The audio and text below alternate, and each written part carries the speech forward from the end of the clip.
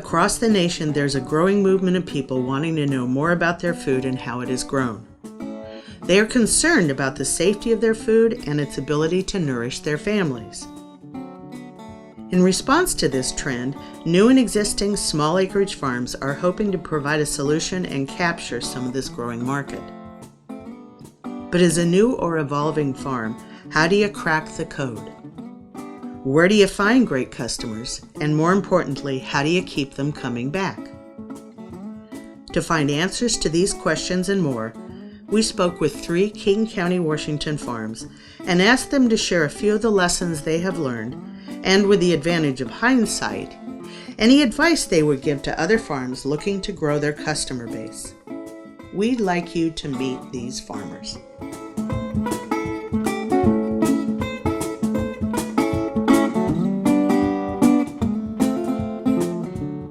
Together, we've been farming for 6 seasons. Before that, I've been farming in Washington State since 2010. Yeah, and I worked on various farms kind of all around the country, starting when I was in college in Oregon, and then I also worked on a farm in Michigan for a season, one in Vermont, in Montana, and also at One Leaf Farm here in Snohomish, Washington.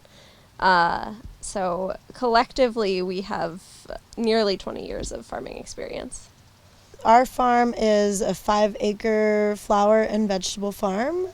We grow mostly vegetables. I'd say it's around 90% vegetables, 10% flowers. And it is Ellen and I, plus we have 2 full-time employees and 2 additional part-time employees that just come to harvest. And we obviously use all sustainable practices. We're not certified organic, but we do use organic growing practices. So we have about 40 different varieties of mixed veggies.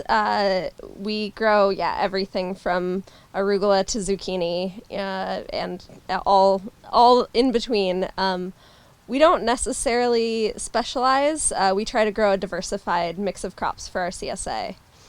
And then flowers? Yeah, flowers. So we do a lot of sunflowers, and then we just do a mixed bouquet of whatever I dream up in the spring for the CSA, and then we also sell them in the roadside farm stand. I've been a farmer for 15 years. I own Steel Wheel Farm. This is our 12th year in operation, and we lease property currently. Yeah, we hire 6 full-time employees, mostly the whole year. Everybody takes about a month off during the winter. And then we have 2 or 3 part-time employees, a few volunteers. I'm full-time here every day, pretty much. My wife does the bookkeeping and payroll, some marketing, website updates, that sort of thing. We sell a wide range of products, mostly mixed vegetables, specialty crops, and we dabble a little bit in growing pork and use some rotation practices on our fields to raise pigs. Up until, last year was our first year growing grain, so now we're grain farmers. And yeah, we have a corn maze and pumpkin patch that we opened to the public in October. We also planted some sunflowers this year, so we've got lots of stuff going on. I'm in Kent, Washington, on the urban fringe between Kent and Auburn, and right off Highway 167. And I've been on this property for just over 20. The property is 15 acres. Right now, I'm cultivating between 4 and 5, including the greenhouses. I have 1 employee, 1 full-time employee, and myself, and then someone that does tractor work, contract, and odds and ends kind of helper people, but it's really just Emily and I right now that are doing almost everything. We do vegetables and herbs, and there's other things that we do kind of as perks for our CSA community. Like we do a U-pick cut flower garden, and we do the sunflower patch and a pumpkin patch. But those are just for the CSA. The The market channels used and the percent of sales through each differ from farm to farm. We do a CSA. This year we have 200 members. We also do a farmers market once a week in North Bend, and then we do restaurants and the farm stand, which is... So we have a self-serve roadside farm stand, and then also our CSA is a little different than the traditional CSA. It's a free choice CSA, so our members can go online and choose what they want to order each week, and then we will pack a box just for them, and they come to either the farm or one of our Seattle pickup locations to pick it up. The CSA is typically around 50 to 60%, so it's a huge part of how we're able to continue doing what we do. And then with COVID, it got a little wacky because restaurants dwindled last season, but I'd say the rest of the channels make up a pretty even percentage of that. Yeah. So last year, the farmers market and restaurants didn't do as well, and the farm stand did, but this year I think they're looking pretty even. Yeah. Yeah, and then we also sell wholesale to the Snow Valley Farmers Cooperative, and that's maybe another 5% of the stuff we grow, and that's a cooperatively run CSA. I like the CSA. It's nice to have the members. Cash up front is always great, and our free choice system is wonderful because it doesn't put any stress on the customer, whereas if you get a set box and you take a week off, it's like either food waste or just like the hustle and bustle of trying to get your produce to someone. Plus, a lot of people don't like certain vegetables, and if you're getting kale every week and you hate kale, that's not very fun for anyone. So that'd be my favorite. Yeah, I tend to like the farm stand a lot because it's really easy. The food doesn't have to leave the farm, and it's a really great outlet for our excess. So I'm kind of the person who manages our harvest numbers, and so I'll put whatever we have available on the CSA, but if I have guessed wrong or something's ready that we didn't expect, or if we just have too much of something that the CSA members aren't as interested in, then the farm stand is a really awesome outlet where we can just put everything that we have excess of.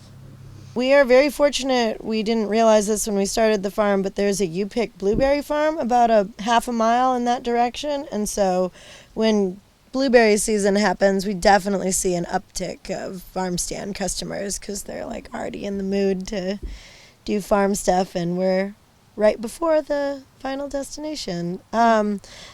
Yeah. I think especially last year, we did also pull a lot of people from Seattle because our farm stand was a safe place that they could go, where they didn't have to worry about there being too many people and didn't have to worry about spreading germs around. So, I would say it's probably at least 75% local folks who are already driving on this road, but there are people coming from kind of around North Bend, Snoqualmie, and then even some from Seattle, particularly on the weekends. Yeah, now that it's more well known, I think more people make a point to come to the farm stand. So, yeah. Yeah, it changes every year a little bit, but mostly we sell all of our products to farmers markets, direct to restaurants, through some food hubs, and our Snoqualmie Valley Farmers Cooperative. It's kind of broken up. About 50% of our business goes through farmers markets. Right now we're at the Capitol Hill Market in Seattle and the University District Market. And I've always wanted to be in the U District Market, and finally I'm there, and this is I think our 4th year. And it's going great. We love it. About a quarter of the business goes direct to restaurants or individuals that place bulk orders, and then the other quarter of our sales goes through farm stand local foods and to our co-op in the valley. I go back and forth. I have mixed feelings on all the channels, and the important thing is that we're diversified. I don't want to put everything into one basket. So yeah, I think what's difficult about the farmers markets, it's a lot of time investment. There's a lot of labor involved, and there's the uncertainty of selling crops. On the positive side, it gets our brand out there. People get to know our farm, they get to talk to the farmer, and we're teachers. We teach people how to use product and how to cook things. The wholesale channels or the food hubs, much easier. We have an order. It's easy to pick that directly and deliver the same day. And the same thing goes with the cooperative. Restaurants kind of fit in that category too. On the downside, the price point's a little bit different, and we might not be able to keep up with the supply of doing wholesale because our farm is pretty small. Some of those customers want like repeated crops every week, and we may not have the capacity to do that. Now, since COVID, pretty much exclusively CSA. The CSA is about 150 families. I did go back to West Seattle market this year for 6 weeks to reconnect with all of my market customers from before, because before COVID, I was mostly marketing through the West Seattle Farmers Market, and the CSA was only like 70 to 80 families. Last year we started a farm stand, and it was actually pretty busy last year when markets were closed and people didn't have places to go. This year it dropped off considerably, like barely broke even, and most of the sales were to CSA customers who were just getting extra things. When the markets were closed down, the March of 2020, when COVID was first really raging, a lot of my market customers bought into the CSA really early on because nobody knew what was going to happen. Because growing for a CSA is different than growing for market. My specialty at market was to have a lot of different products all the time. And for CSA, you need to have a smaller amount of things every week. And so there was a lot of transition there, trying to figure out how to make that flip. What's funny is that I loved going to market before. And that was my social outlet, and I loved connecting with everyone and explaining all these new things that I was growing and experimenting, and the energy of being at market. And with switching, now I really love just having 150 families to focus on and working on bringing them to the farm more and having everyone feel more included in the farm. And it seems like that's what everybody is enjoying too. I created more reasons for them to come here to get their vegetables, like come and pick flowers and come and get a pumpkin and walk in the sunflowers, walk around the farm, go birding, all of these things to get people to come here. And the feedback that I got between last year and this year was that was what got them through the pandemic, was having a place to go and having a place to feel connected. And so I'm going to keep doing that. It seems like that's what my people want. And so I went back to market this year for 6 weeks just to see, kind of feel it out and to connect with people that I hadn't seen, because I miss seeing my regulars and seeing the farmers and all of that. And it was actually kind of exhausting. Like, I can't believe I did this every single week. It was good, and I loved that. And if I go back, it will be just for 5 or 6 weeks again, just to touch base. Every business faces competition for customers. Learning who or what is the competition can help determine where you should target your efforts. Honestly, we got really lucky. We're the only vegetable farm in North Bend. And so as far as our immediate competition, I would say it's more like those meal kit services or something like that, I guess. But I think Full Circle Farm also is a big, competitor, because they have done a lot of marketing to make people think that they're just like us and that they're just like a small farm growing everyone's food, even though they're on a much larger scale. And so I think that's one piece of the competition. I do also think that just for a lot of folks who aren't necessarily used to buying direct from farms, they want to just go to the supermarket and get all their things in one place. But yeah, we have been really lucky in terms of our location, and we have had very little trouble selling our food, which is awesome. I don't really see any other farms as competition.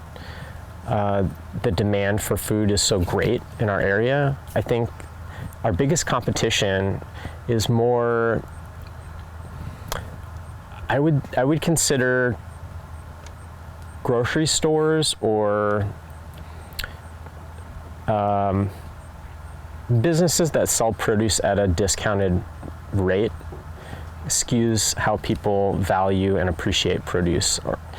And I think a lot of times food isn't priced how it is actually supposed to be, because grocery stores might not be making any money on the produce. So I think people get kind of a misconception of the value of food. And that's, I see our competition. In this spot, I don't really have any competition. There's not really another organic farm down here. I mean, the only farm here is Carpenito Brothers.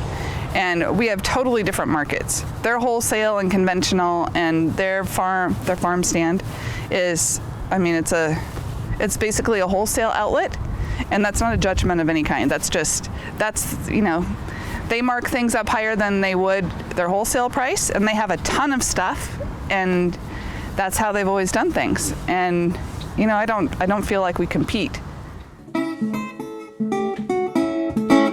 Determining who the customers are for your farm products helps focus marketing strategies.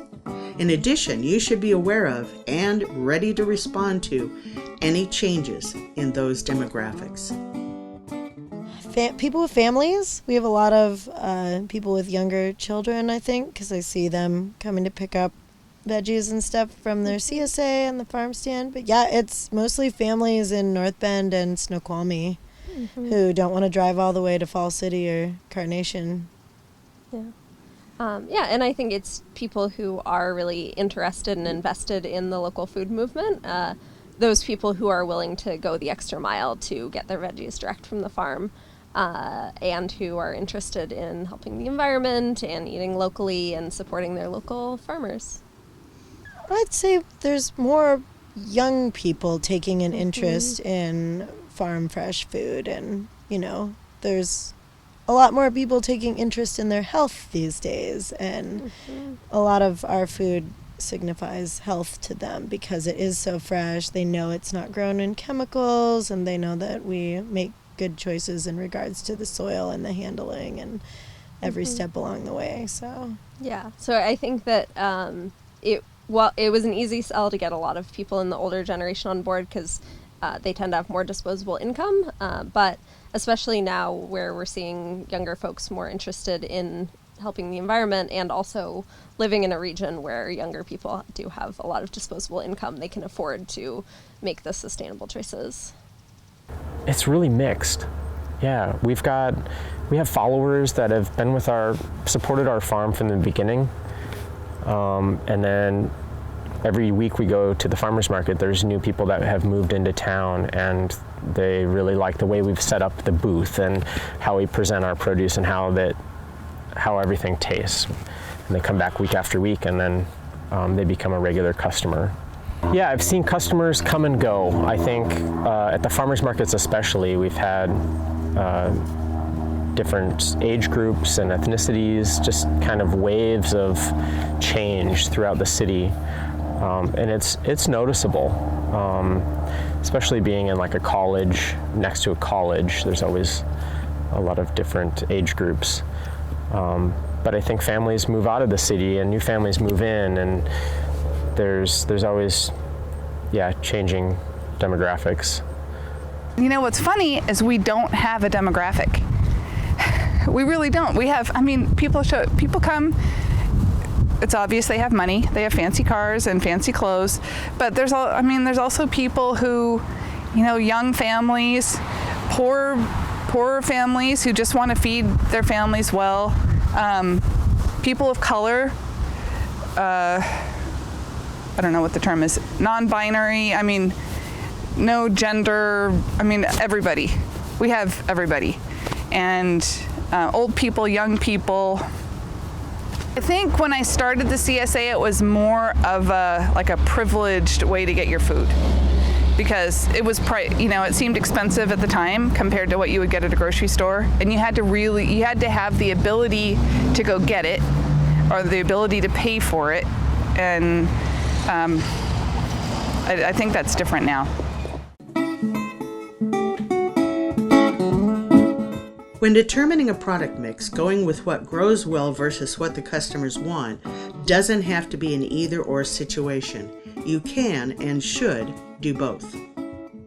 Yeah, I'd say a little bit of both, especially even the difference between the urban farm that we had in Seattle versus the palate of the folks who live in North Bend. We could not sell lettuce in Seattle, and now we can't grow enough of it, so... Which is great because we grow a lot of brassicas, so I'm really happy that everyone's jazzed about lettuce. It makes the crop rotation easier. Mm-hmm.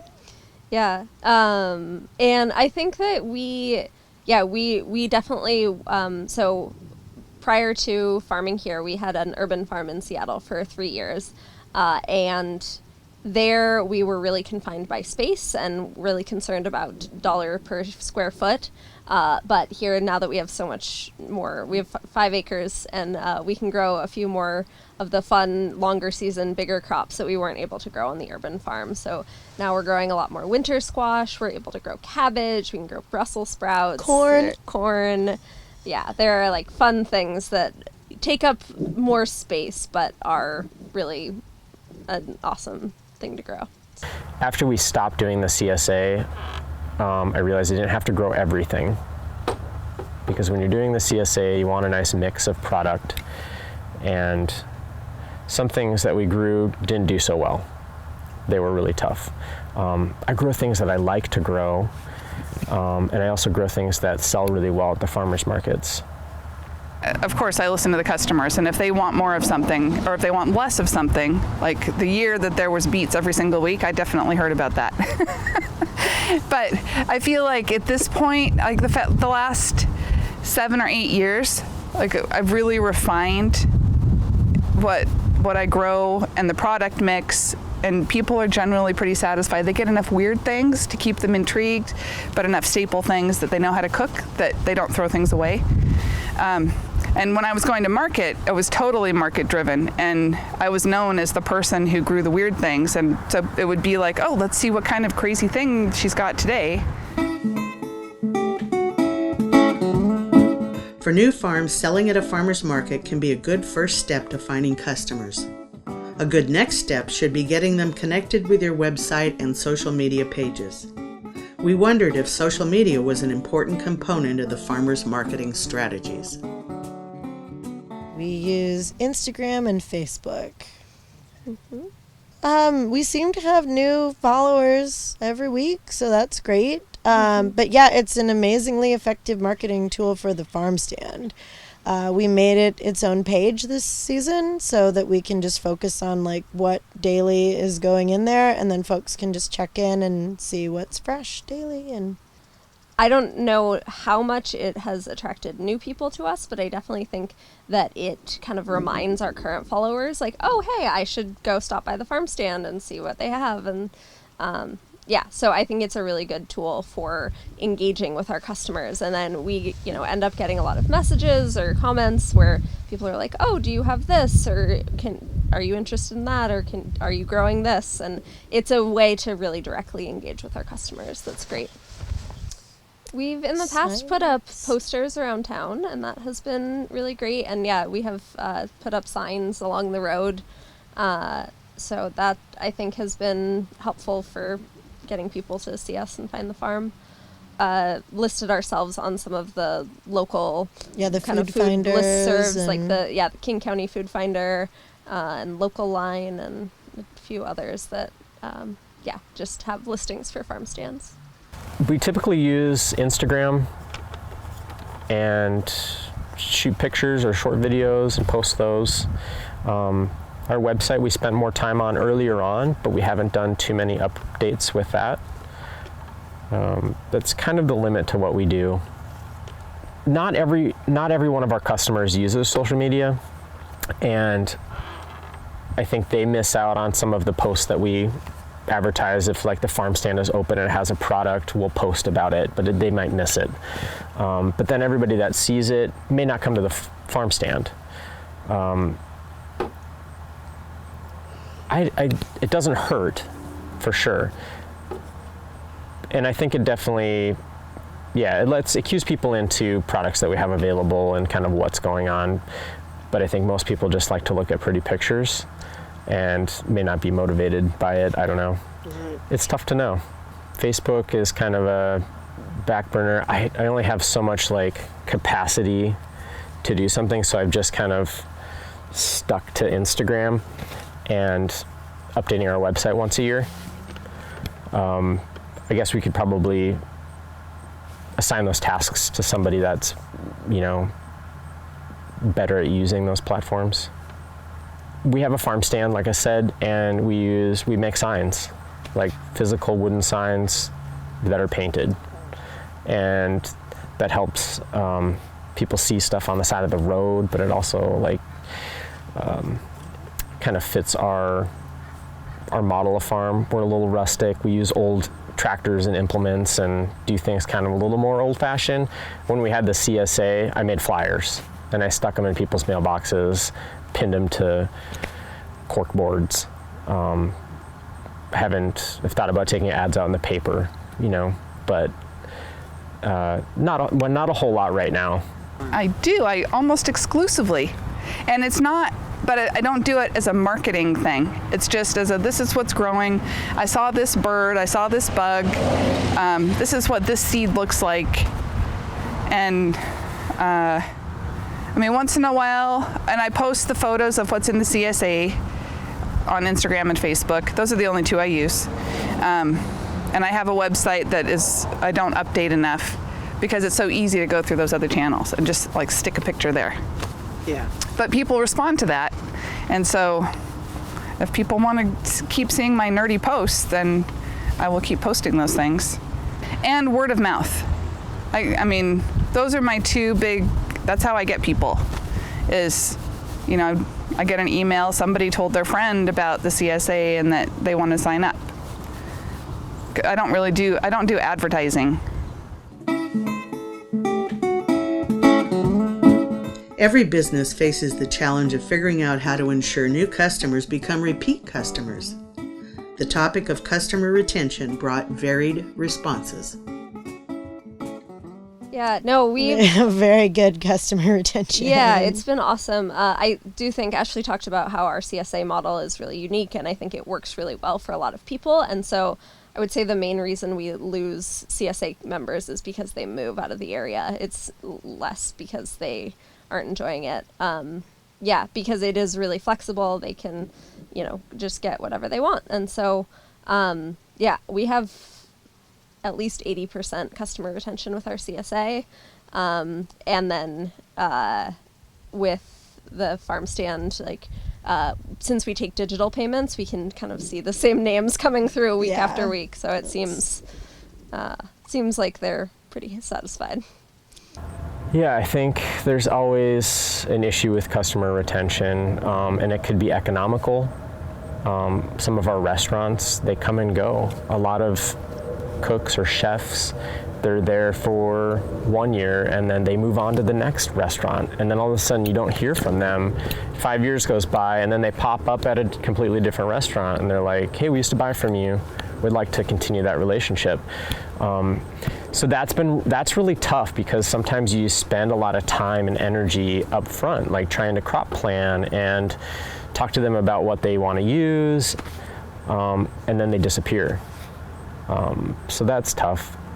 For the most part, we've learned to set up relationships with those customers that maybe own their own restaurant or have some sort of investment in it, so they're not likely to disappear. But it's also beneficial, like when our customers change at the farmers markets, like new people move into the neighborhood, we have like this fresh start with new customers. So we may have lost some of the old customers for some reasons, but then we have a constant influx of new faces. But my focus is on making everybody happy. And if I'm being generous with people, and And it's a lot of work to make a pumpkin patch and to make a cut flower patch, and we don't get paid for those things. But, my thinking was, if we do these things and people come down here and they can participate and it makes them happy, then they're going to keep coming back. I was actually going to look this up, but I think that I'm at like 80%, which is pretty remarkable. That's a statement. Yeah, and the people who leave, that people don't tell you if they're unhappy, unless they're really unhappy. But it seems like people leave because they're moving, or they changed jobs, or their kids moved out, or they had a baby. Big life changes. It's not because they were necessarily unhappy with the CSA. Using an online sales platform sounds like a great way to connect with customers, capture interest, and turn it into a sale. However, different customers and channels require different solutions. So my roommate is a website developer or something along those lines.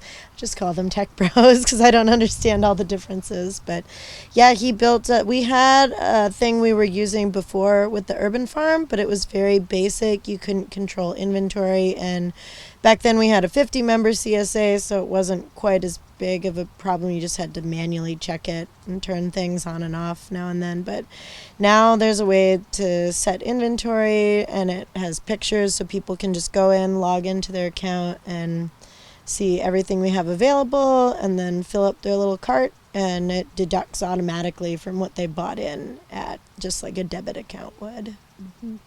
Yeah, so it's really nice because we can then just each week I'll go through and set exactly what we have available, and then people just choose based on that. So, if we have a gap one week in carrots and we don't have enough, we just don't put them on CSA, and then no problems. Mm-hmm. Well, we went this route, number one, because we had this awesome friend resource, but also because all the other platforms that do something similar to this are really expensive. Yeah, we looked at Harvey. Mm-hmm, I guess Barn to Door is a similar. Barn to Door. We even tried to maybe set up a Square shop or something through our Wix website. We also use some planning software called Tend, and they have their own version of an online store, but all of those different platforms are prohibitively expensive for folks on our scale. So yeah. They're taking 10%. Yeah. Which is, if you've got 1,000 or some members, maybe you don't notice a 10%. Mm-hmm. Yeah. But with 200 members, that's kind of we're not big enough for that, so. Yeah, when the farmers markets closed down for a period of time in 2020, they started an online platform, so they had access to farms that sold at the farmers markets through an online platform, so they could pre-order and we could pre-pack stuff for pickup at the gate, and that was great. And we're still doing a little bit of that, but it's slowed down quite a bit as people have now participating in the market and shopping there. We have a little online store through our software that we keep all of our farm records through called Tend, and that hasn't really taken off.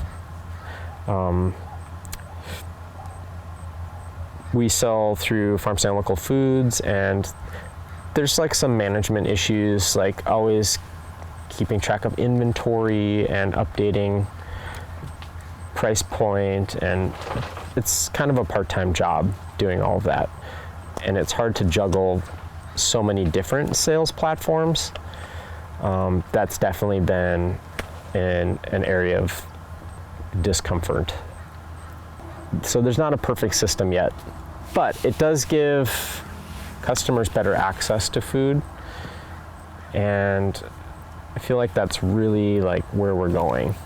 If people can access whatever we have available online and we can get it to them, that's the end goal, right? I just started a barn to door site, and mostly because I'm a horrible record keeper and I can start out at the beginning of the season keeping track of people and their payments and which drop site they want to pick up at, all those things. But then as soon as things start to get busy, it just turns into a chaotic nightmare of logistics. And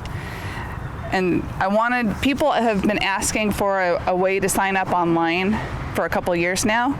And since I've got a bigger CSA now, and since the farm stand kind of declined this year, I wanted a way to easily be able to offer people the ability to do add-ons with their CSA share. And so I thought, well, Hayton Farms was, I was buying berries from them through their barn to door site. I thought, well, maybe I should look into this. Setting prices is an important component to sustainability. So over the winter is when we spend time doing data and going through all of our sales from the previous season and looking at basically where we made our money. And then we'll also come up with a budget for the following year and going through looking at our projected expenses and projected income.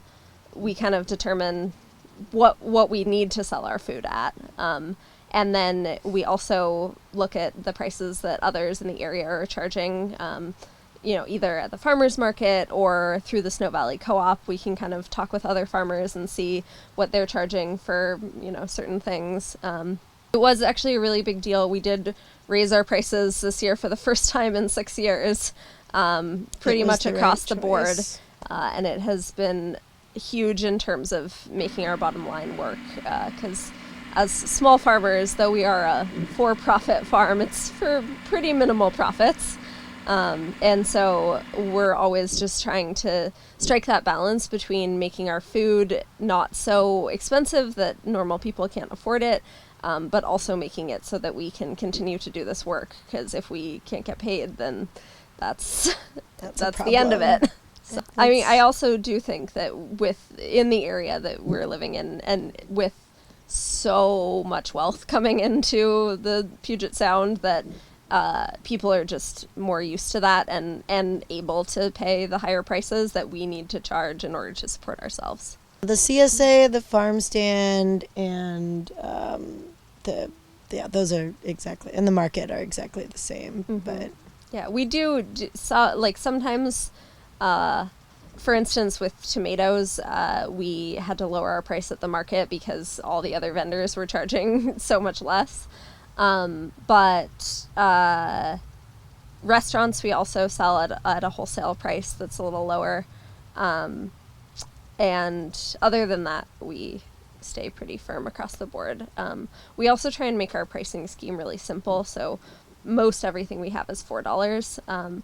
I guess the other thing is, in the farm stand, we can't really charge per pound for things. We charge by unit, and so we try and make it as close to the per pound weight as possible. But yeah, price point is definitely something that's always on my radar. We're out there to make money, so we can pay our employees a good wage. The expenses are over the top. And yeah, farming is expensive. It's tough to know exactly what to charge. There's so many factors in farming that affect the production value of something. You have your input costs, your fixed costs, your assets, but then you're dealing with Mother Nature and weeds and unforeseen problems. So it's really tough to put numbers on things. We use grocery stores as a really good starting point to price stuff, because some of our customers order from wholesale outlets or grocery stores, and farmers market customers are used to seeing those prices at the grocery store. We try to match that or be above that, just depending on our supply that we have on hand or how difficult it was to harvest or grow. And sometimes it doesn't match those prices at all, just because of our unique situation. Not everybody knows what happens out here. So for instance, if we grow a half acre of watermelons and we lose half of them to insect pressure, all of a sudden the value of the other ones goes up because we spent more time maybe trying to eradicate those pests or take care of the plants we have or replanting.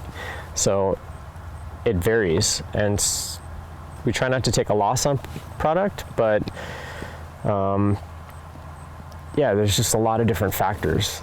At the farmers markets, we try to get, I wouldn't say top dollar for stuff. Definitely don't want people to have that feeling like the farmers market's always so expensive. We are putting extra time and energy to bring food to people's communities, but we don't want to scare people with pricing. And then we often offer deals, so we'll do like grab bags or soup bags of extra number 2 product, and there's like a low budget option for folks. So there's always like a mix. But yeah, price is tough, and we've worked to try to figure out the value and the cost of each bed, basically, and how we've set it up. And there's a base price that I have in my head. So if we make a certain amount, I know we're doing okay, and if we go above that, it's great. Market and CSA are 2 different deals. So at market, it would be kind of, based loosely on retail price, but then taking into consideration how easy or hard something was at that point to grow. So if something was not doing real well and took a lot of extra weeding or extra water or something, then I would have to charge more because it cost me more to get it there. But using retail kind of as a benchmark, and the CSA has been almost the same price for years. When after the crash, whichever year that was, I kept prices the same, and I increased the number of weeks, which actually made it cheaper for people. And then once the recovery was underway, then I raised the prices a little bit, and I haven't changed it again since then. The COVID-19 pandemic has had a devastating effect on the population. However, the COVID effect on small, direct-to-consumer farms did not follow the same pattern. Turns out being small can be an advantage. So with COVID, last year we had previously done 2 farmers markets every week, and we cut it down to just the North Bend farmers market, and we were actually not going to go to the farmers market at all this season, but then they asked us to come back. It seems wrong. They We're caught the us in a only weak farm. moment when we had too much food, and we were like, well, I guess so. And yeah, it's our been local good. market, Yeah, so we felt like it it's was been really good. good for the community. But we have seen definitely since last season. So last season, our numbers at the farmers market were terrible. Sometimes we would make more at the farm stand than we did at the farmers market, where, at the farm stand, it's all self-serve. No one has to stand there. No one has to drive to the market, set up a tent, stand there for 4 hours. It was like, so much better. But yeah, this season now, the market really has returned. And so we're seeing a lot better numbers there. Mm-hmm. Yeah, I think with COVID last year, it did change a lot of businesses. It changed our business a little bit, and I think it affected most farming businesses. And from what I could gather, a lot of farms had their best year. More people were staying at home and wanted to eat really healthy food, learning how to cook new things. That really benefited all of our small farm businesses. It's changed a little bit this year. I think maybe people have gotten tired of cooking a little bit, and they want to go out. They want to see the restaurants opened up. But I hope that people don't lose like that desire and realize like there's places to buy local, organic, good food. I don't know. This year's a little bit different. I feel very lucky that it really didn't. That I had enough experience and enough community equity that I could flip. Like there's a trendy term for that. now I can't remember what it is, do a 180 and go from this marketing channel to this marketing channel without really skipping a beat, even though it was super chaotic. I know a lot of other farmers who were not that lucky and didn't have that position to be able to do it. I feel like it. I feel like this is the new trend for me, for my farm. And that the people who, because they're not just coming for the food, they're coming with their kids to walk around the farm. And people are driving from Seattle every week to pick flowers. It's those kind of things. And they're asking how many days until the pumpkin patch opens. So, I think, the C in CSA is the community. And if you can engage the community to that point where, they really just can't imagine life without you, not just for food, but for also as part of their bubble, then I think you've figured it out. Growing the farm means different things to different farmers. Well, the CSA we have to cap at 200, so I think that if we were able to produce more, we could easily sell more shares. But that we're kind of at the upper limit. Although we did grow our CSA, so year one, we started out with just under 100 members and grew to about 100 throughout the season. We added on a few new ones. And then year two, we were at 150 and then added a fall CSA with another 20 members. And so now we're at 200, and that's, I think, probably about the upper limit of what we can handle. Mm-hmm. But we need bigger refrigerators. Always dream of more. We both, I think, want to be growing on more space. I think with the current property here, we probably can't grow too much more. Our well is about we're limited at its by water limit. So. Yeah, I think we both dream of growing a little bit more, and certainly we've seen that we have the demand to do that. Yeah. But we have to get better at big farm skills. So on 5 acres, we have a tractor and use the rototiller and move compost with it. But basically everything is done by hand. And if we're going to get bigger, we can't continue to do things that way. So we'd have to learn mechanical weeding and buy more tractor toys and things like that, which sounds great to me. But again, the water is kind of the limiting factor at our current space. So I think that the big thing is we would grow our CSA for sure. We could probably, I think our current customer base probably would buy more if we were able to put more food in the farm stand. There's lots of times where it's you go in there at the end of the day and it's looking pretty sparse. So we clearly, there is enough demand where we could grow that as well. I've worked on trying to create new products in the past, and there's been some headaches with it, and things haven't worked out exactly right. But yeah, I think the future for success is diversity in our products, and shelf-stable products are especially important because then you have revenue all winter and into the spring and the tough months of farming. So we've dabbled with preserving some of our products, but that hasn't worked out. So I've kind of gravitated towards growing grain and milling flour. People got really into bread baking, and it seems like it's not really a product that's easily available locally. It's more of a larger scale operation. So to be able to tap into that small niche of growing local wheat is kind of where my heart is sitting right now, and I want to try to figure out some more products related to that. So we sell wheat berries, and we mill flour and sell whole grain or whole wheat stone milled flour. And so far we've had really good responses on that. The small farmer is always trying to create a quality product, where the large farmer is trying to create a great yield, because that's how they get paid.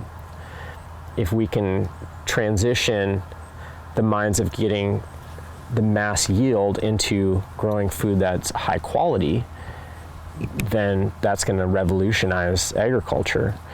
And I think that's the most important thing, is like growing healthy food and creating healthy soil and environments for plants to grow in. So what happened this year is that with that many people, with 70 people, I could operate all the greenhouses and have enough product in there in the spring, and then get the tomatoes and peppers and everything in there on time. But what happens when I have twice that many people is that I'm waiting for stuff to come out of the greenhouse so I can put the tomatoes in. And that was really frustrating this year. And so now I'm finally getting tomatoes, and it's September. And it's aggravating because I know I can have them way earlier. And so this year what I decided to do was to cut, because our season is 35 weeks. We start in April and go through the end of the year. And so I cut the spring sign up to only 75, which is what it used to be. And fall, so November, December, is only 75.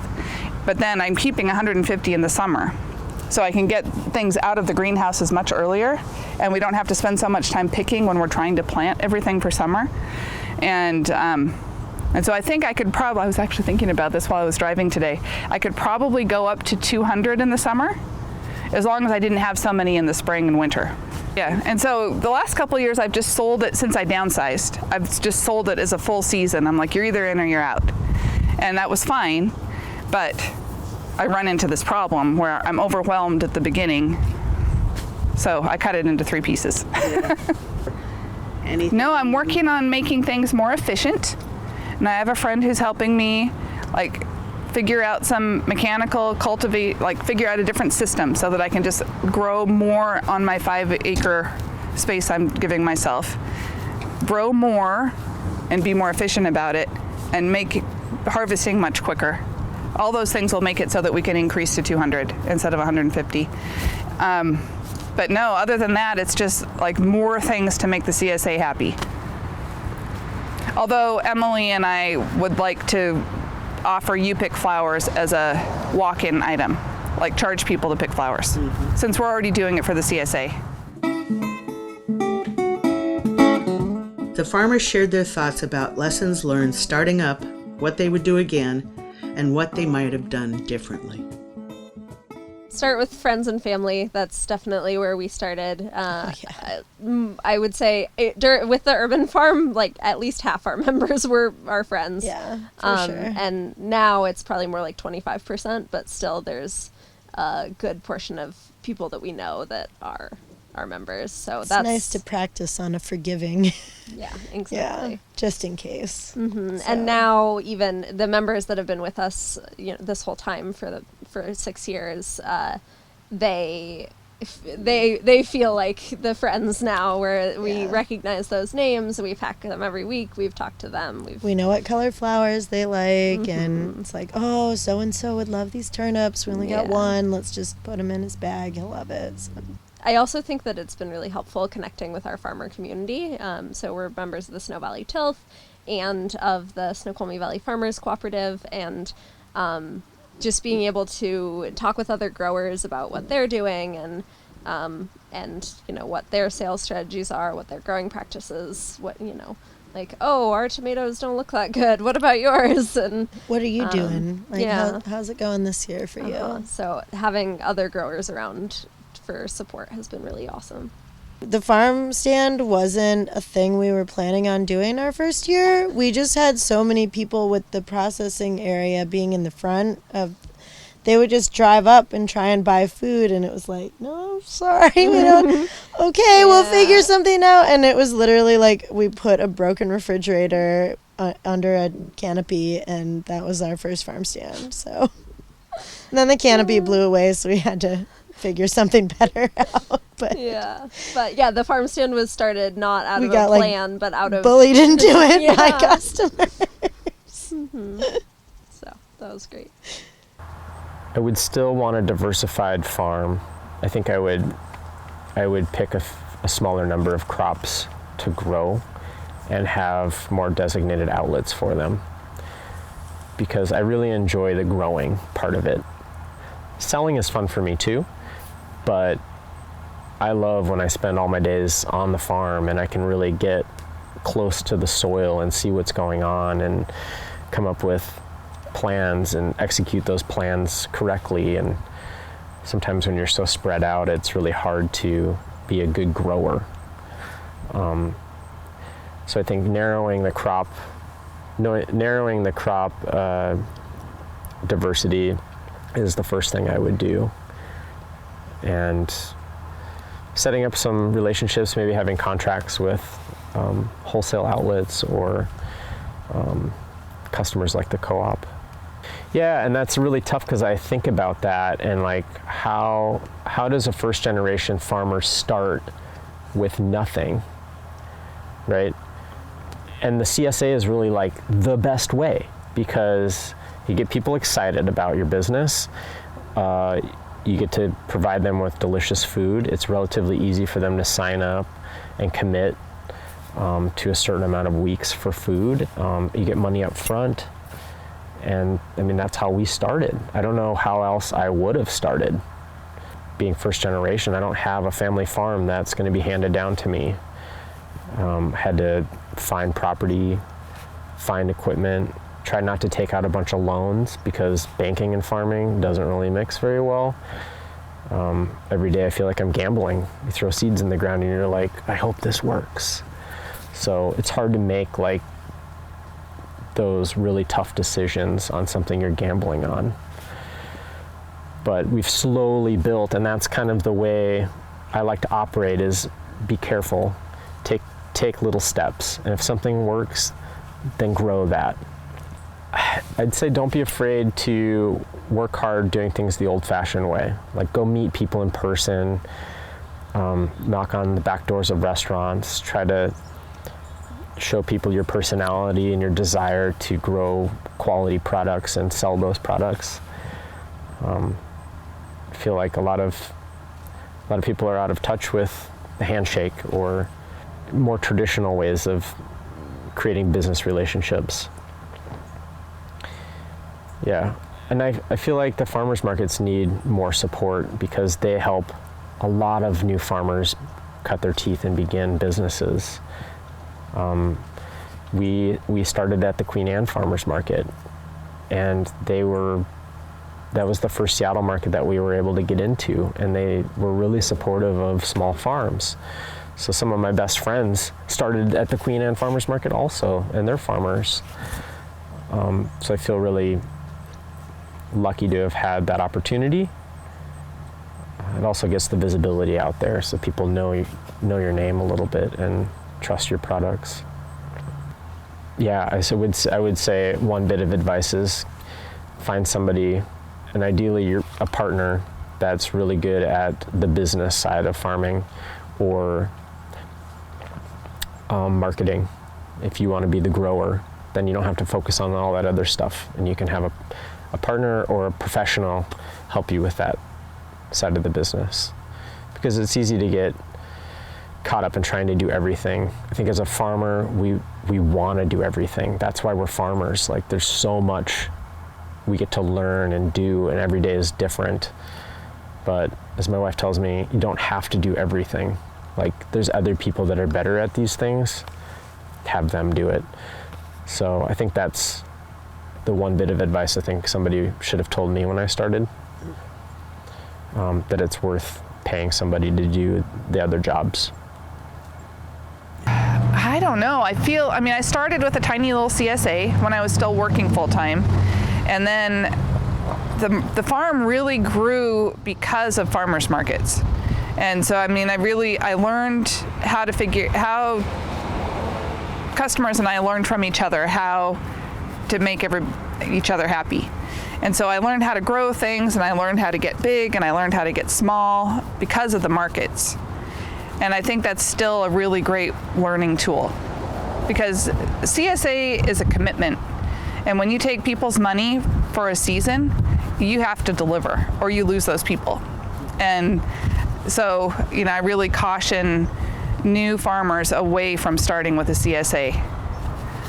Like, you just have to be careful. I lost my whole first round of customers because I took that for granted.